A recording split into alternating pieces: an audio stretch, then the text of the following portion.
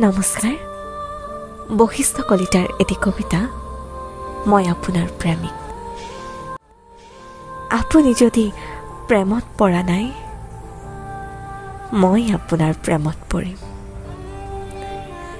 আপুনি মোক নাজানে, ময়ো আপোনাক নিচিনো। আপুনি কোন, মই কোন, অথচ মই আপোনাৰ প্ৰেমত পৰিছোঁ। প্ৰেমহীন এটি পুৱা, সপোনহীন এটি ৰাতি কেনেকৈ থাকে আপুনি?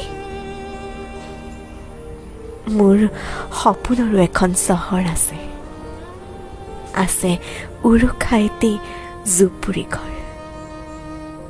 সেই চহৰৰ বাসিন্দা মই। আপুনিও হ'ব পাৰে মোৰ আজন্ম লগৰী,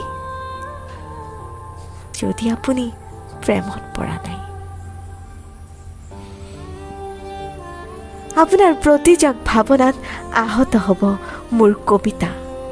আৱেগৰ ছন্দ বিচাৰি আমাক মেৰিয়াই ধৰিব কবিতাই। এজাক চেঁচা বতাহে চুই যাব মোক।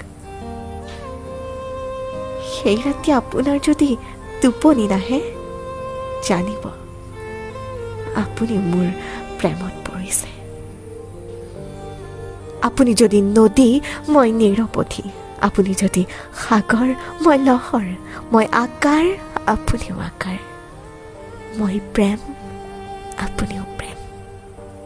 অথচ আপুনি শীতল, মই পাতল। কিয়? কিয় জন্ম হৈছিল কিয়? আপুনি কথাটো মন কৰিছেনে? আপুনি কিয়, মই কিয়? আপুনি জানেনে? বাৰু কৈ আপোনাৰ প্ৰেমত পৰিছোঁ মই। কিয়?